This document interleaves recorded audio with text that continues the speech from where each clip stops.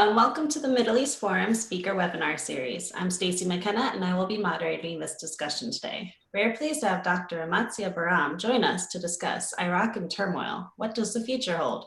Dr. Baram will speak for 5 to 10 minutes, then open it up for questions. Should you wish to ask a question, please use the Q&A box located at the bottom of your screen. We have many participants on this webinar today, so I apologize in advance if we do not get to yours. And with that, I will turn the discussion over to Dr. Baram. Thank you, Stacey, and thank you, Leonard and Daniel Pipes, for having me tonight. Tonight, or your lunchtime, more or less. I will have to take the liberty and speak for about 10 minutes if Stacey will bear with me, because there is so much material I found out, that this is at least a semestrial course. So I will squeeze it into maybe 10 minutes. Very briefly, I think that to start with, I am a bearer of good news. I hope so. At least it looks like it right now. On the 7th of May, just 8 days ago, the Iraqi parliament elected, because they elect a prime minister in parliament, a new prime minister. His name is Mustafa Kadhimi. Kadhimi, if I could think of the guy who would be best for Iraq in the first place, but also for America, which is important, and for Israel, which is important, and for peace in the Middle East, if I can say, in the region, in the Gulf area, that is Mustafa al-Kadhimi.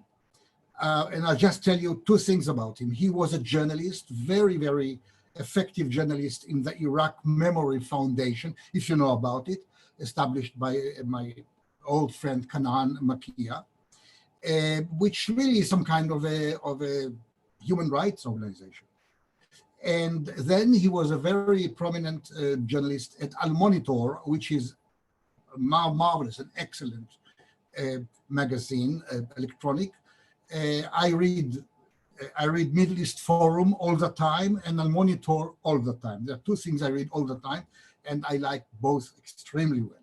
They are extremely effective and informative. So this man was, until now, after he no longer was a journalist, he was the head of what I would maybe say the equivalent of the American,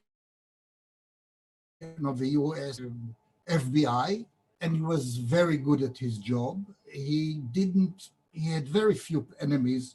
You can't not have enemies, but very few, and many, many very effective friends. One of them is the president, Saleh, the Kurdish president of the state of Iraq, also a friend, and he really, I think, chose very well this time. Now, when he came, his government was approved 8 days ago, and within 2 or 3 days, he came up with a number of declarations of intent, and also a number of actual political acts, all of which are, I would say, almost unbelievable, but he did it. I'll speak today for as long as I have, but then you can ask questions, of course, about the principles, or if you wish, the political commitments he made. I'll say a few words about his appointments, cabinet ministers of the greatest importance, and one military general, 4-star general, amazing appointments. Then I'll say something about his political action, what he managed to do only a few days, and then a bit about his future challenges, and they are tremendous, they are incredible. You are facing, and we are facing now, as a result of the corona disaster, huge challenges, no doubt. Take them and multiply them by 10, the Iraqi challenges. And he's the prime minister, and he has to do it. Then I'll say a few words, if I have time, about what it all means for America and Israel. Basically, I would say for both, these are good news. If I have more time, maybe I'll say more. Now, about his principles. First of all, the most important principle, he said, we are not going to allow Iraq to become a playing ground for foreign powers. Iraq will no longer serve as a stage for it means America and Iran, of course, to play their game. No way. That's the end of it. He said it in the same words, exactly, to the Iranian ambassador in Baghdad and to the American ambassador as well. So he's using the same language about both. This is good news because until now, that was not the case with Iraqi prime ministers. Then he said, we are going to try corrupt officials. This is a revolution. No corrupt official was, in the last few years, tried in Iraq. And I'll just jump to acts. He already instructed the Supreme Court in Iraq to withdraw the immunity of 20 parliament members, whom we all know were accused of major, major corruption. But this is unbelievable. I mean, you really need to be courageous to do it. He did it. Three, which is amazingly important too, he said, all the militias, what we call it popular mobilization, the PM, all the militias, 95% of them, or 90% of the big pro-Iranian militias will come under the command of the Supreme Commander of the Iraqi Armed Forces, which happens to be me. And this means that until now that was not the case. They were actually only responsible for Iranian, for Tehran. They never abided by any order coming from the Prime Minister or the Minister of Defense, never. Now they do, or at least he says they will do. You already, and that's deeds, you already accepted 4 of those militias who volunteered to come under his direct command, as all the rest of them should be coming very soon. And all 4 belong to Sistani, the granddad of Sistani, to the Badge of Kabbalah University. And this is like a first sign that this is going to happen. And they were happy to do it because Sistani said, even a couple of years ago, he was ready to do it. But as long as nobody else did it, he didn't. Now he does. So you have that. Then he promised many other things. From our point of view, also in terms of Iraqi society, it's not only anti-corruption. He also says, my first priority on the economic level is to provide jobs to the young, because we have from the 1st of October until this very evening, we have demonstrations of perhaps 1 million people, if not more, nobody knows how many, against the regime because of its corruption and neglect of the citizenry. No jobs, no government services, and especially in the South. And the South is the one that is actually revolting against Baghdad. Also in Baghdad, very important. But the South is boiling now all the time since 2018. So we have already 2 years. This is a bubbling cauldron. And he promised, guys, I'm going to do it for you. Then now he made a few more announcements, very important. But about deeds, let's go let's go for his appointments first.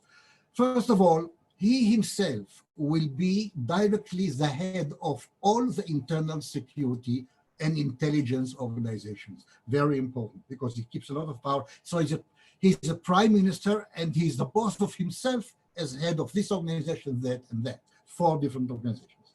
Then he said, I'm going to appoint a minister of defense and the minister of the interior, 2 very senior generals, acting generals, the most senior, who are not just his close friends, but also together with him are very resentful of the freedom, and I would say even more than freedom, of the irresponsibility of the militias. And so the Minister of Defense and the Minister of the Interior, those who are in charge of those affairs, security and domestic and homeland security, they will be the closest friends and army generals. And I said the army generals have been very angry since 3 years already of the militias. So here he has very close associates, you might say. Number three, which is, I couldn't believe it, the reason for the reason for the first demonstrations against the government on the 1st of October 2019 was that the Prime Minister Abdel Mahdi, who was very close to Iran, obeyed Iran and fired a three-star general who was the commander of the single unit in the Iraqi army that can really fight, and did fight. They liberated Mosul with the Americans, with everybody else, but they were the ones who did the heavy lifting. This general is anti-Iranian and pro-American. I'll say it very simply. He's not hateful of Iran. He just doesn't want Iranian interference. And he's not an American lackey. He just appreciates what America has been doing for Iraq. That's all. He was kicked out and retired. Now he's taking him he's giving him an extra star. So now he's a 4-star general, and he's putting him in charge of the same unit, which is a division. It's only one division, but it's the only division that can really fight as part of the Iraqi armed forces. So when you see that, you say, wait a minute, this is really amazing what you've done. The whole thing within 1 week. Now, other political actions. Okay, first of all, he ordered to release from prison all the participants in the demonstrations against the corruption of the regime and against Iran. The demonstrations from 1st of October until tonight are against corruption and against Iran. Not America, not Israel, not Zionism, not the Jews, and not the imperialist Americans. Iran. So many of them about 600 or 700 were actually murdered. And about a couple of thousands are in jail. So he released all of them. This is huge. Then he enacted a compensation for all the families of those who died and good treatment for the wounded at the expense of the state. All these are really amazing. Okay. He's preparing a committee actually of experts to discuss with the US about when, if, what, how the US forces will still stay or go in Iraq. I don't know what's happening there. And then he also arrested a number of officers who murdered army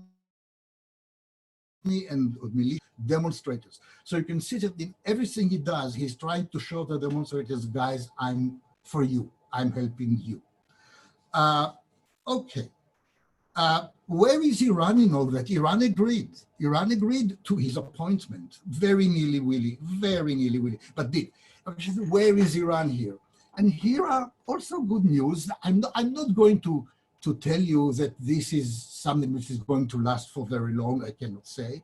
But for now, look, the Iranians are in deep trouble, as we all know.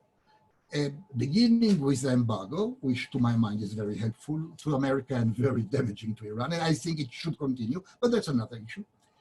The corona, the Iranians, the regime did with the corona the same thing they did with the Ukrainian jetliner. They did not admit that it existed, which is a disaster. The result is that Iran is now in a state of panic of the corona, and the number of casualties is huge, but nobody can tell how many. Also, they neglected, of course, the health system, so the Iranians. So they're in trouble on all that. I would say oil prices, whatever they sell, until now, well, let's say, until about 2-3 months ago, they produced almost 300,000 barrels of oil, of crude oil a day. Today, now, they went down to 70,000. So from 300,000, more or less, a little less maybe, to 70,000. That's not a huge drop, and that is a problem for them. So I only mentioned a few of the problems. The blow to the prestige of the Rahbar. The Rahbar is, like in Russian, Vozhd, the leader, the great leader, Khomeini. the damage to his prestige is horrendous, and the damage to the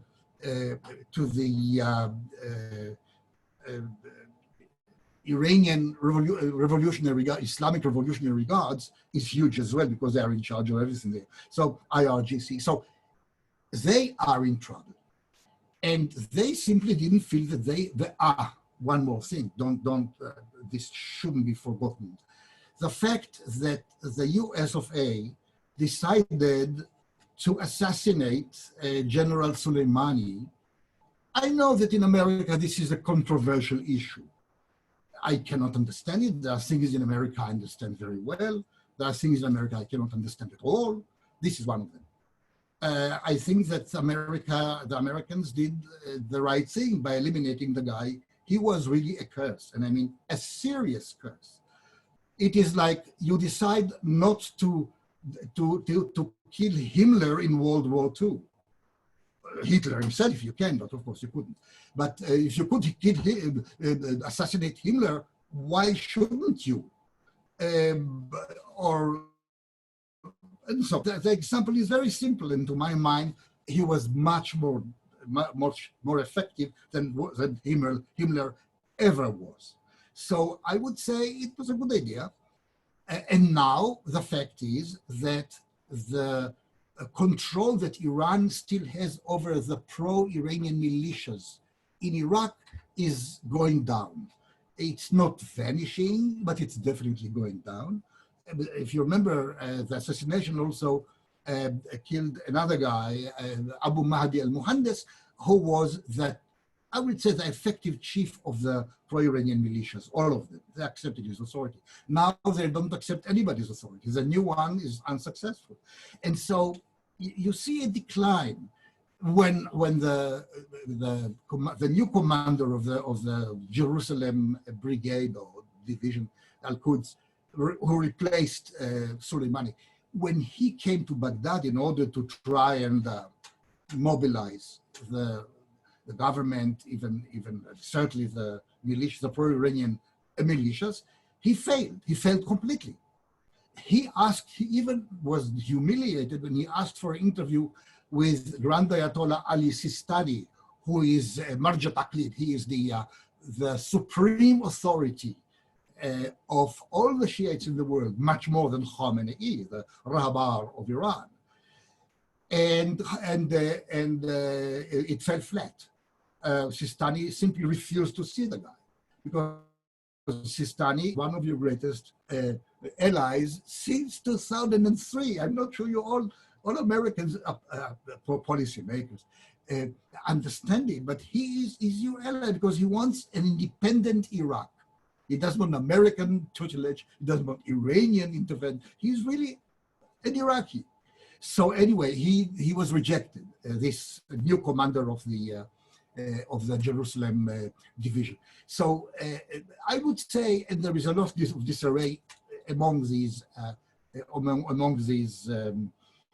militias. I think I traced. I'm not so sure, but that we'll have to wait and see. I think I traced something which is true. It's really, well, quite a metamorphosis. The new leaders of Kataib Hezbollah, the small group of people who replaced Abu Mahdi al-Muhandis, the guy who was killed with Soleimani in the same car, by the same missile, I suppose. The new leaders said a few things about America the last 5-6 days, which I don't know. It seems to be maybe it's not as hostile as it used to be, but in any case, the most amazing sign, if you wish, revelation, that Iran now decided to tone down its intervention in Iraq, and maybe its confrontation with America, but we'll see, I don't know. But at least there is a sign here.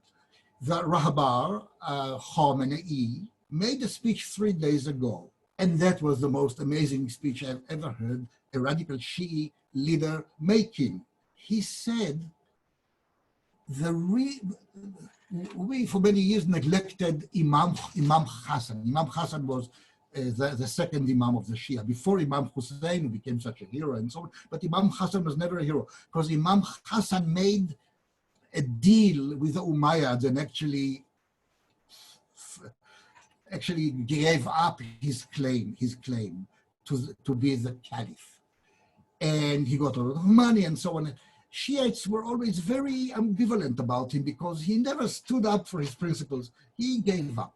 And but still very holy, very much loved, but a bit of ambivalence. All of a sudden, the Iranian Rahbar, Khomeini, the leader, is saying, in fact, Imam Hassan was a great man because he knew when to tone down, when to go down a bit.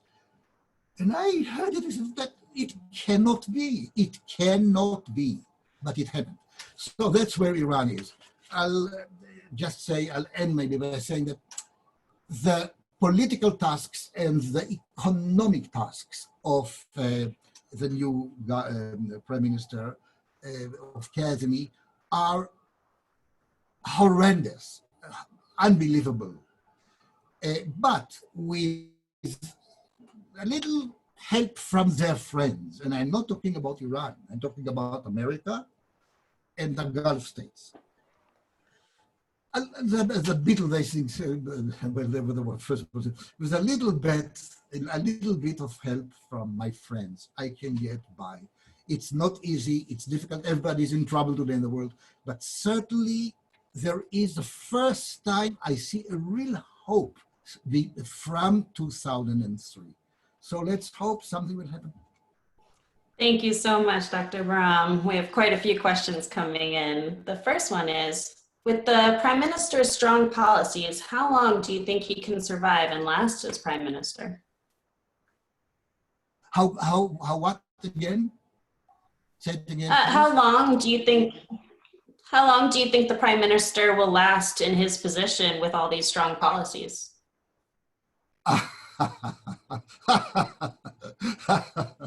I cannot even tell you how long will Benjamin Netanyahu last. So I would only say that he has a good fighting chance. That's all. So he may last for a month or two, which would be a tragedy. He may last for a year or two, or for 4 years. It's until the next elections. He also promised to go for new elections, and maybe he wouldn't like to stay after that. He'll give the advice some of my friends have given him is just declare the elections, go through it, and once there is a new, give up, go home, do your job as you did before. I hope that he can last in his job as long as he wants, which I believe certainly until the elections, a very good anti-corruption campaign, and a major economic thrust in order to end the demonstrations and give people some hope for a better future. Well, I would say the Iranians will try to topple him, but right now they are not trying. Right now they are not. Let's wait and see. Thank you. What do you think the Prime Ministers will do regarding Israel? Will he support the Palestinians? It's a no deal. No deal. He will go with the Arab League. Saddam Hussein promised that he'd liberate Jerusalem and so on, right? If you remember, Saddam Hussein promised, it was a very strange situation, almost surrealistic. There was an Arab summit conference in Baghdad in May of 1990, and Muammar Gaddafi got up and said, this is the right point for us to unite all our Arabs, conquer Palestine, liberate Palestine, kill all the Jews, kill all the Jews. And Saddam got up in the middle of Gaddafi's lecture, got up and said, Brother Gaddafi, we are not here in order to kill Jews. We don't want to kill Jews. We shall put them on very good boats and send them back to America, to Europe, where they came from. So Saddam was very, very, generous to us. As to the government, this guy is not a friend of Israel. He's not an enemy of Israel. He doesn't want anything to do with Israel unless the Arab League makes a different decision. He will abide by the Arab League. Now, I better say nothing more. I just said that basically, he has the political freedom he has, okay, allows him to do nothing except for accepting the political position of the Arab League now. And that's very important. We, Israel and America, we need him not to do anything about it, but we need him, I wish, that he would give his daughter as a wife to Bibi Netanyahu's one of his sons. But if he doesn't want this kind of marriage, okay, we just, for the Israeli military, is Israel in general, it's very important that it does not allow the militias to accept Iranian missiles into Iraq and plant them in the Western desert, like Saddam did in 1991 when he bombed Tel Aviv, Haifa, and so on. In other words, our expectation of this prime minister is one and only, practical. Don't allow any Iranian missiles to enter Iraq, anything. Certainly not to be positioned in Iraq. And that's top priority. Second priority, don't allow the Iranians to ship weapons and large units or small units through Iraqi territory into Syria. You understand? We don't want him to do anything with the Iranians when it comes to Israel. Just keep the Iranians off, and at arm's length, and that's it. Because under Abdel Mahdi, the previous prime minister, yes, they were shipping a lot of weapons and units and militias from Iran to Iraq, or from Iraq to Syria, and from Syria back to Iraq, and from Syria back to Iraq and Iran. That has to stop. Apart from that, we have no real expectations. Thank you so much. What are the Prime Minister's views of the Kurds in the area of North Iraq? Can he satisfy the Sunnis and the Kurds while being identified as a Shia? No, the Kurds are Sunnis, and the Kurds are not Arabs. They speak Kurdish, which is very, very close to German. You'll be surprised, but Kurdish is very close to German, not at all to Arabic or to Hebrew or Amharian. It's not Semitic at all. The Kurds are nationally very different and culturally very different from the Arabs. Religiously, they are Sunni Muslims. The point now is that between them and the Iraqi government, there was a twist and tussle for a long time. It was mostly about two issues, about territories, certain territories, which have never been recognized by the Iraqi government as part of Kurdistan, but which the Kurds said, well, Saddam took it away from us, we want it back, and so on. You can argue about it 100 years. The problem is that he promised to settle the differences with the Kurds.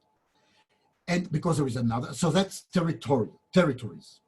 Then they're called the disputed territories. But by the way, that's where ISIS is coming back. That's where, because the regime there is not very effective, because the two sides, the Arab Iraqis and the Kurdish Iraqis it's contested. It's a bit of a problem. There is another issue, which is budget. The Kurds demand 17% of all Iraqi oil revenues to Kurdistan. Whatever you do with it, they do with it. The Iraqis said no, only 12%. Now, eventually the Kurds agreed to 12%, but the Iraqis now stopped it anyway. So he promised to settle it, to agree on, apparently it will be 12%, and salaries in addition to that to the army, and I guess that will be it. But we are not yet there. He promised to settle it. That's what I could say. And the Kurds support him. So maybe he gives them something secret, maybe not. Just hope he'll be better than Abdel Mahdi, the previous prime minister, who was really very antagonistic. Thank you. We have two more questions. What is the coronavirus situation in Iraq? Oh, it's terrible. I'll just say that it's more or less like in Iran. If you read about Iran, it's as if you read about Iraq. And the reason is, A, the Iraqis cannot close the border. The border between Iran and Iraq is porous. And thousands and thousands of people go every day from Iran to Iraq and back. Now, Iran is infested with corona because of the regime. Iraq, not so much, but the Iraqis couldn't and cannot completely seal off the border. Huge problem. They do what they can. I have to give them the credit for that. But so that's number one. So it's very serious. Another issue, their health system, the health system is in a terrible shape because the previous governments neglected it, because of the definitely because of corruption. So you have corruption and corona, it goes together very well. And so Iraq is suffering tremendously from the corona. What can I say? Any help that will be given to them will be fantastic. But as long as they cannot seal off the border with Iran, Iran is absolutely in a state of disaster, coronal disaster. Iraq a little better, but not much better, mainly because of the connection with Iran and the health system. Thank you so much. So our last question is there anything the US can do to remove Iran from Iraq? To sort of keep Iran as far as possible from Iraq? Oh yes, a lot. I mean, that perhaps is a 45 minutes lecture, but I'll just tell you, yes, I'll just say this. Look, first of all, let's start with something which is easy. The new prime minister already is in touch with the Saudis over some kind of connections. America should encourage every move along these lines. I was just not very long ago, a few months ago, I was in Bahrain as a guest of the government.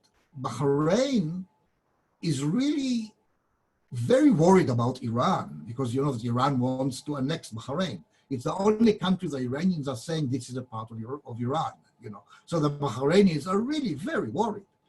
And for the Bahrainis to develop friendly relations with Iraq will be even a matter of national security.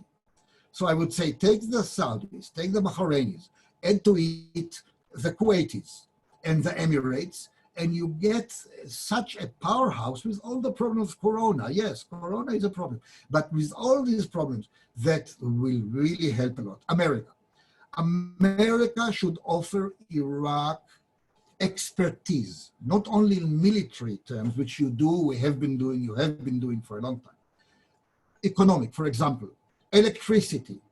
The whole Iraqi south is built on Iranian electricity, which A, is not trustworthy, and B, is expensive, and C, it often doesn't work.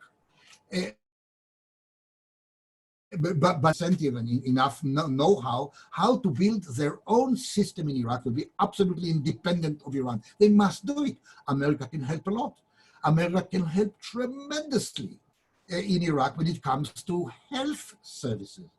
I mean, where the money will come, I don't know, because I wish I did, because everybody is in trouble nowadays, and the Iraqis are making less money, about 50% of the money they used to make. On 95% of the 95% of the Iraqi government income is coming from oil, 95%. And if you slash it by half, then you are left with very little. So they will have to borrow, America can help them to borrow a lot of money from outside. They have no choice. And so maybe some loan guarantees. I'm not sure how to do it, but they need to develop their health system. They need to professional advice. I'll tell you even one example. I mean, Israel could do it too, maybe even not better, but as well as the Americans. But I don't think they'll turn to us. But here is something. The way 90% of Iraqi agriculturists are irrigating their fields is open canals. You know, you have this huge tap, shibber, whatever is called, shibber, you know, and it scatters water in huge amounts of water. They go into open canals, and the canals are irrigating the field. But in the heat of 45, 50 degrees degrees, centigrade, or 110, 120 Fahrenheit, how much of the water is rich in the field or the crops? It's ridiculous. And this is almost all of the Iraq. Let America buy from Israel, or maybe you have it in America now, the drip drop system. It's a little bit expensive, but not exorbitant. This will save them 92% of the water they're using. And water in Iraq is, potable water, drinking water, is a huge problem. Huge. Because of water, the demonstrations began in 2018 in Basra. And I'll just tell you this could be interesting for you. Look, during July, August, September, in Basra, 2018, every day, 4,000 people had to be hospitalized because of drinking polluted water. Just that, 4,000 people every day. Now, of course, the hospital couldn't deal with it. Lots of people died. This is such a big problem. So how to manage the water? It's amazingly important. And maybe desalination. So Israel could help them a lot, but they cannot, they cannot turn to a pan-Arab, all-Arab reasons. Kazemi would not like to become like, he cannot do what King Hussein did and what Anwar Sadat. He can't do it. He cannot do it. But America can do it. America can help. The money, don't ask me about money because I myself don't have much money. So what can I say? I'm a professor. We are paid very meager salaries in Israel, So I don't expect me to give them advice where to get the money, but they'll have to get a lot of loans, very big loans. And America can help with everything. Security you do now already. And I just say that ISIS is coming up. So that I believe that in June, when they negotiate with the US of A, what to do about the 5,200 soldiers America is having now in Iraq, maybe they'll reduce it to 4,000 or 2,500. Maybe it's possible, but they'll still need you there, and you and the Europeans against ISIS, because ISIS now is taking advantage of the Corona crisis to rise and shine. So I would say you have a lot you can offer them. And I can assure you one thing, at least this Prime Minister, Mustafa Kadhimi, he doesn't want the Iranians to be in Iraq. He really doesn't. All right. Thank you so much, Dr. Baram. I do hope we have you back again. I'm sure you could talk on this for quite a while more. Thank you very much. It's been a pleasure listening to you. We have come to the close of our webinar, though, unfortunately. Please do be on the lookout for our weekly webinar offering for our upcoming webinars next week. Thank you again for joining us, and I hope you all have a wonderful day. My great pleasure and honor. Thank you.